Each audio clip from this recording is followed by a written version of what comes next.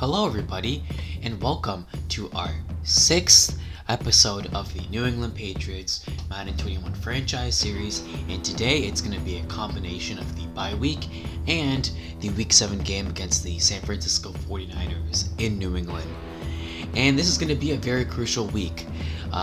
In a few weeks, we're going to be taking on the Bills and the Jets. The Bills are second place in our division right now and are trying to take us over and eventually could take the division. So we need to get this crucial win after the bye week to help improve this team, get them developed, and make a push for the playoffs. As you see, like throughout the series with more games going on, I've decided from tanking to now actually trying to win. And that is what I want to do. I want to win as best as I can, and this is the best way to do it. Since we got this bye week, we can have that extra week of rest. I decided when it came to deciding whether the players would rest or prepare, I decided to prepare because this league won't have any injuries. I don't like having injuries in leagues that are my own because it usually ends up having severe injuries repetitively, or players that you need get injured, which really sucks for me, as N'Keal Harry gets a huge upgrade here.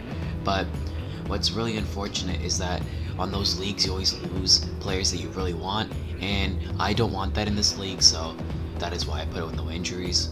So the entire thing of getting preparation over rest is that it makes you more likely to get injuries if you decide to have more planning than rest. So I decided, you know what, you get the free XP, you might as well just make it, you might as well keep it with the regular, just rest and or regular prepare, and then who cares if their morale is decreased, because in morale this game, it clearly has no difference, which is really weird, but it is what it is. As we're getting some scouting here. Again, this scouting takes a little long to do because it just takes that amount of time to go through all the players. So if you're going to see scouting, it's going to be the longest part of each week, is just trying to scout those players.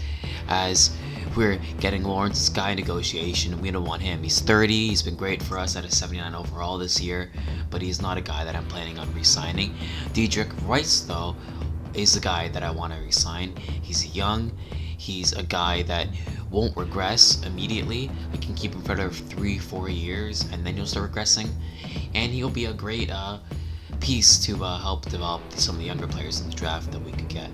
As we move on to week 7, no breakouts, sadly. I remember N'Keal Harry got a breakout last week against the Broncos and he succeeded getting to start development, but I like that we're not getting breakouts so frequently, because that usually is a problem and it glitches out sometimes, or the breakouts happen during the bye week. Sadly, it didn't happen, but it's good not to have them so frequently all the time. But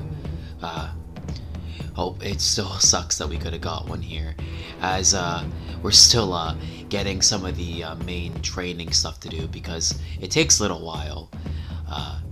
But right now, I'm not a person that when they train, I do the actual training and then only use that one to get more XP, because I find it more repetitive and annoying. Because when I try to get gold stars on those training things, it usually ends up going in very repetitively, like I said, and annoying. But N'Keal Harry here finally gets to the green with a 76 overall, and I'm upgrading his deep threat, trying to get his attributes, trying to get speed. Sadly, we didn't get it there, but him getting 2 developments in 2 weeks, or 2 upgrade points in 2 weeks, without playing, is amazing, because at least that start development is actually kicking in, and it's actually doing well. As we're doing more scouting, I know, all the scouting is pretty annoying, but it is what it is. We've got a first round pick in this year's draft, so we're gonna hopefully draft somebody that's good. And I think we got another one, I'm not sure, but right now it's just scout. There's even draft stories sometimes in the games, but I rarely look at those. Usually if I'm thinking about it, I'll look at them, but sometimes I don't. But that is all talking about the preparation. We are on to the game against the San Francisco 49ers. Has this pretty interesting start already. As you know, I kick the ball off every time that we start the game. I'm not a person that enjoys receiving because, well, usually you get an extra possession at the half. Why not get the ball right after the half anyways? It's just automatically a better thing. As the San Francisco 49ers start with another first down to start the game on their first play, which is another thing that is very common in this league, or against me in general. I'll always give up a big play to start the game, which really sucks, but it is what it is. You gotta just live with it. As the 49ers so far are dotting us up, but hopefully our defense can stand tall and prevent something from happening. As we get a unnecessary roughness penalty, just right here, that doesn't make any sense. The game is glitchy like that too. They always give unnecessary roughness penalties when you're still in the tackling animation because this game is animation based, sadly. So to be oh, huge pick by McCourty there. As I was talking about the penalty, we get rewarded for that stupid penalty. Get the ball back on our 10-yard line, which is amazing. So hopefully this week I don't throw as many interceptions as I did over the last 2 weeks. Or actually over the last 3 weeks, really. Just those 3 weeks I've thrown more interceptions than I wanted. So this week I'm gonna try and be more safe, conservative with the ball. Like I said last week, that was my goal. So I'm gonna try and do that as we get sacked by Richard Sherman there to put us in a terrible position on third down here. But hopefully this drive can continue. Sadly, it does not. We only get about 8 yards on that third down play, as I completely botched the punt here, out of bounds, basically kicked it into the stands there, and the 49ers get excellent field position off of the punt, which isn't very ideal for us. But Devin McCourty is lighting up. He's going to be mainly my user because, well, he's a safety, and I usually like bringing down my safeties when on defense, so they usually get a lot of tackles, interceptions, etc. They always get that, or it's linemen. And in this case, the Devin McCourty got that interception. And now again, the 49ers go right back to where they were doing right before that interception, with them dotting us up for a huge gain of 15 yards there. And another huge gain by Bourne, I think that is, number 84, who breaks a tackle and then gets hit-sticked by Kyle Duggar there to basically end the play. But as you see here, almost intercepted by Bentley, and that leads to a touchdown. That's been happening so frequently over the last few weeks. I am in great position, but what happens, I don't get the interception animation because the linebackers don't jump in the game, like I've said 1,000 times, and he doesn't get the interception, as Cam Newton almost throws an interception there. Luckily, I run into him with my receiver, and he drops the ball because that's how weird the game is. But right now, this isn't very good as it gets sacked by Cam Newton. Our offense has been very, very stagnant. It has not been good so far, and down 7-0 is not the greatest sign for us in this game. But Raheem Mostert is also a huge guy as he jukes backwards and starts running backwards 2 yards, and just doesn't make them go for the first down. Instead, just makes them have a less chance at making the first down. I don't know. I don't know why you would do that. It's classic Madden with their poor animations. But yeah, like I said, over the last several weeks, even during this franchise, I don't want to run the same plays, but as we know, mid blitz is very overpowered. I usually enjoy running it on third down because it is very, very useful, and it's one of those things that will always be in your back pocket to stopping the AI, as it seems like Cam Newton just frozen in position there, but he snaps the ball. Cam Newton's running. He's running out and gets dropped 9 yards. 9-yard rush there by Cam Newton. Not as fast as he was in Carolina over his MVP season, but he's still a threat when it comes to running, as he throws a terrible pass there to N'Keal Harry, who luckily gets swatted instead of intercepted. So break there for us, but right now it hasn't been working out on offense, as another incomplete pass there, and it's fourth down again. 3 straight drives of just stagnant offense. Luckily, we haven't thrown an interception yet because that is what I prefer over just a bunch of interceptions. But it's still that the 49ers are basically only being held back by our turnovers that we forced, only one mainly. But still, it's still something. As Bentley almost stays on Kendrick Bourne, but gets lurked, and he just jukes out me when I'm diving, and all of a sudden we're down 14-0 with 2 minutes left in the second. And now this is a very good situation for us. Although we do get the ball at half, as that's another weird animation in Madden. But we get the ball at half, like I said, but it still isn't great. I don't like being down 2 possessions. I usually go quickly, just very aggressive, and it usually just doesn't pay off, as I'm doing here, going into no huddle real quick just because I like their defense, and I'm going to abuse it by repetitively running the same play over and over again. But right now, our offense is finally doing something, which is great for us because we cannot have oh, never mind. N'Keal Harry gets a huge pass there. Huge touchdown there. With 89 speed, still manages to score there. A bunch of other slow cornerbacks, I guess. And as soon as our offense was stagnant, N'Keal Harry gets a dime from Cam Newton, who's been playing really well this game. And now it's oh, and we get the ball right back. That is amazing. As I'm about to talk about the touchdown, how great that was for us. Now we get the ball back with a minute, down only 1 possession at midfield, which is great for us. As again, I'm running basically the same play over and over again. Throw cross body there to Julian Edelman, who just snags it down to the 31.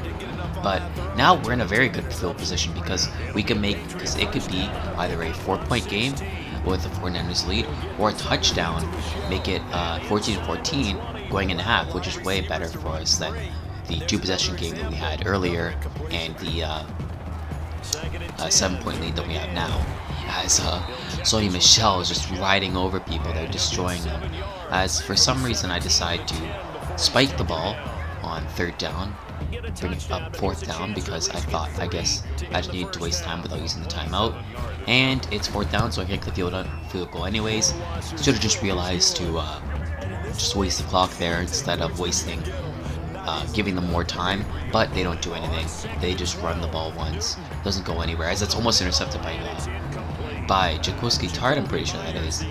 But luckily they didn't do anything on that before half, and we get the ball back to start the half. So already this is a great position for us because all we need is a touchdown, we take the lead, which is, you know, how football works. So right now this is very, very huge for us. As another risky throw. Man, I'm throwing all these throws and I'm being bailed out by drops and deflections that hit the ground, luckily. And we're right back to where we started with stagnant offense. Our only points came off of turnovers, which actually no, our 3 of our points came off of turnovers. The other drive was just a huge play, a 75-yard, 60-yard, I don't know, huge gain by N'Keal Harry there to make it a touchdown, less than a touchdown game. But right now, I'm sort of abusing this formation here where there's no linebacker no linebacker or defender on the inside receiver, so I'm just throwing it up. The safety doesn't react in time because it usually reacts to the outside near the numbers, but sadly we couldn't get it done there.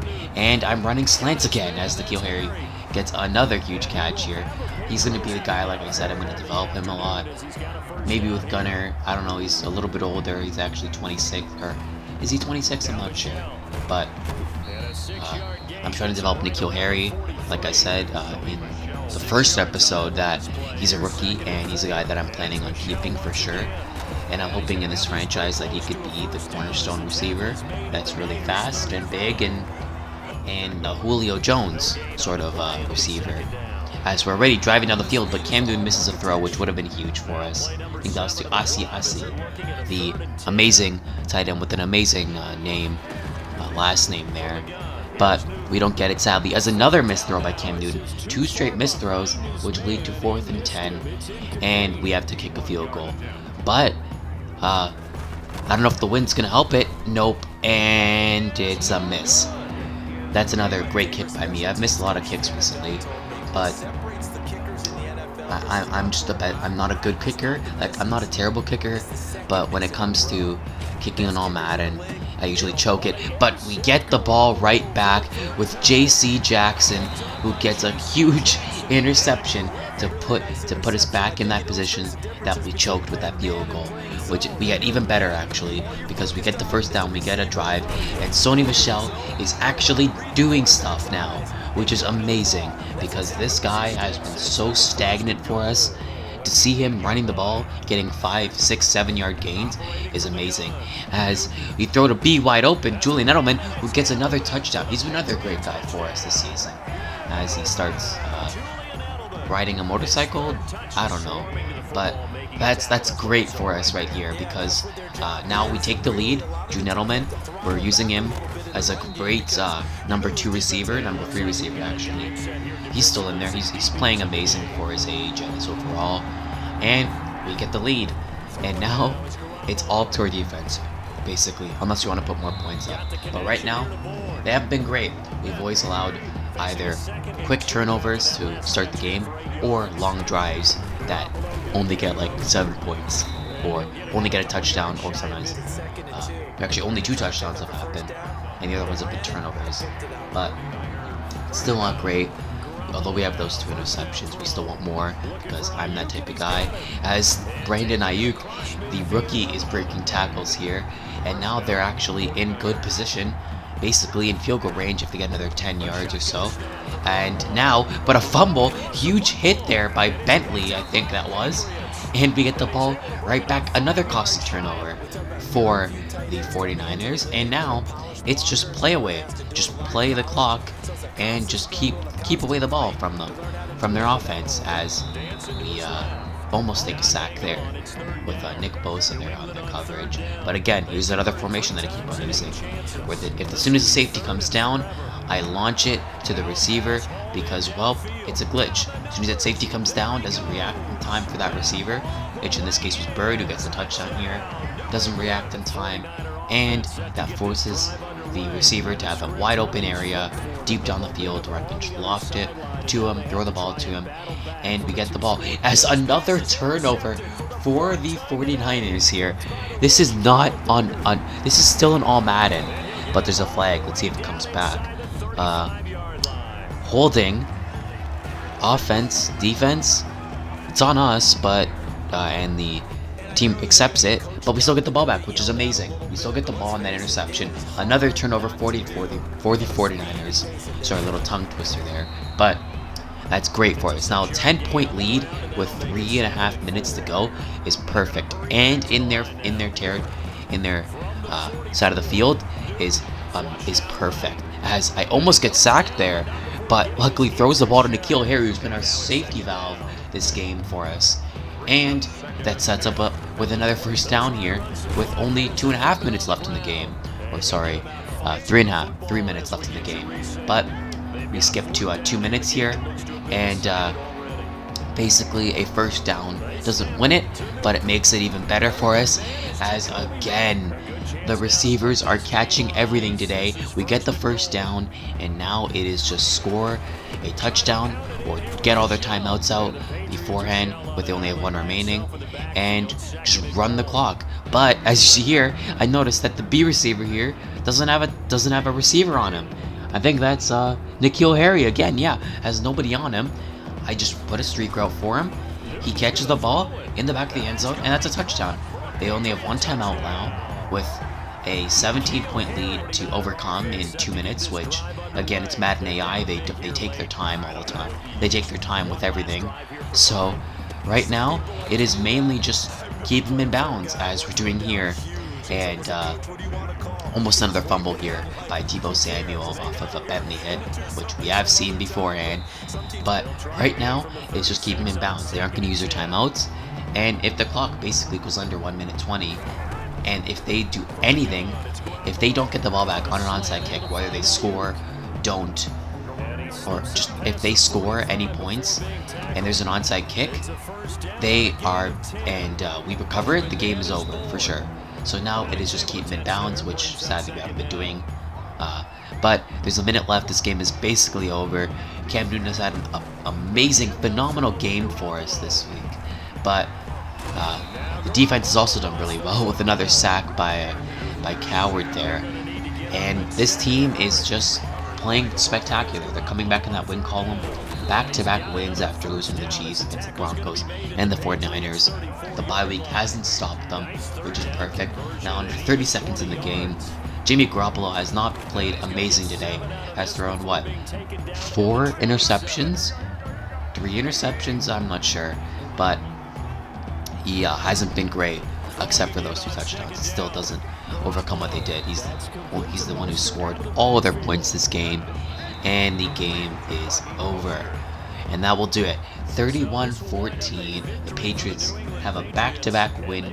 They're in the win column still, which is perfect for us. 5 takeaways on the defense, which was absolutely phenomenal for us. Hopefully we can keep this momentum going in against the Buffalo Bills, because that is our division rival, second place in our division, and we need to keep them at bay.